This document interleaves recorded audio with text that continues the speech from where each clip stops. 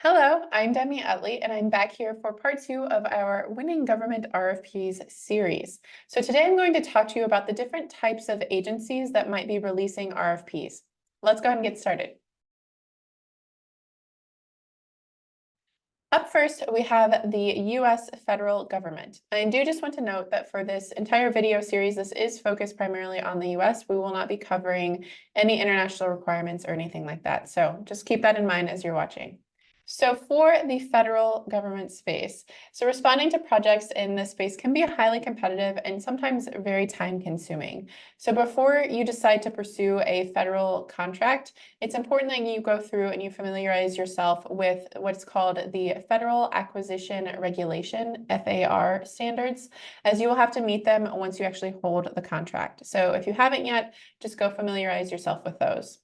And then after you are reviewing a few of the federal solicitation listings, you'll see that they kind of follow a similar format, and they're often asking for information in the same sections. And that's because there is a standardized process across most of the federal government that they follow. So once you've started responding to a few RFPs at this stage, you'll quickly learn the format and you'll become more efficient in developing your process and your proposals.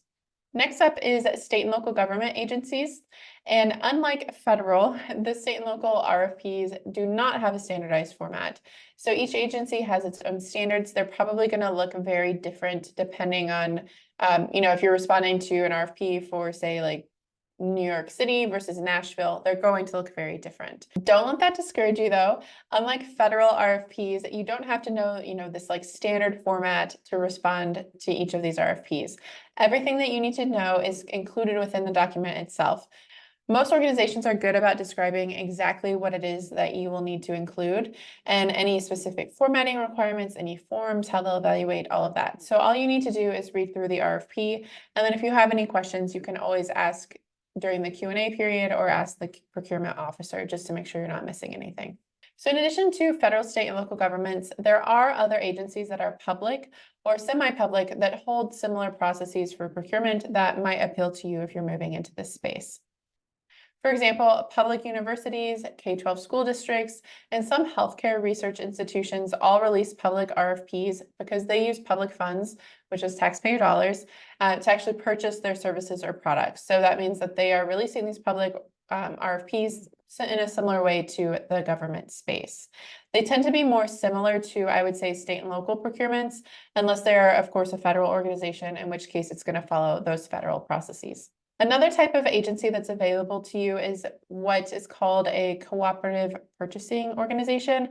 So many agencies at the government level will actually choose to rely on cooperative purchasing agreements to receive better pricing and already agreed upon contracts as they go to procure a product or service. So GSA is actually one of the most famous ones. You might have heard of it before, and that is ran by the federal government. There are other ones such as the names change all the time, but currently the names are NCPA and NASPO Value Points, and we have something called Omnia Partners, which used to be National IPA. So there are many local purchasing agreements also available at sometimes the state level, sometimes between a few states.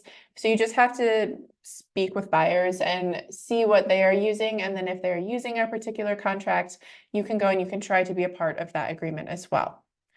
And by joining one of these organizations, your organization actually can cut down on some of the administrative bidding requirements, such as having to create a new proposal all the time, or even negotiating your contracts, or maybe developing pricing. All that's going to be agreed upon ahead of time, and then the organization is often able to just buy directly off of that contract. There are some agencies who also purchase exclusively from these cooperative agreements. So whenever you actually win one, then you're going to be a part of a smaller pool of candidates who can be providing the service than if it was just a publicly available agreement, because you have to be on the contract in order to be considered. So in that case, there maybe are 10 people on the contract as opposed to 50 who would like to be bidding on this contract. So it just gives you a little bit of an edge if you are going to be providing for that particular organization. Many of these agreements are pretty competitive to join and will require a lot of planning and a well-developed proposal on your part to actually secure it. But if this is a space that you want to move into, definitely go out and do the research to see if these agencies might make more sense for you than other types of RFPs. That's all I have for today's video on the quick introduction to the different government agencies to help you on your journey to winning more government contracts. I will see you in part 3, but in the meantime, if you want to learn more about RFPs, definitely check out our RFPs 101 course, which gives you a detailed introduction to the world of RFPs, complete with instructions, guides, resources, and all of these tools to help set you up for success. And that is linked to below this video. But I will go ahead and see you next time in part 3 of our government RFPs series.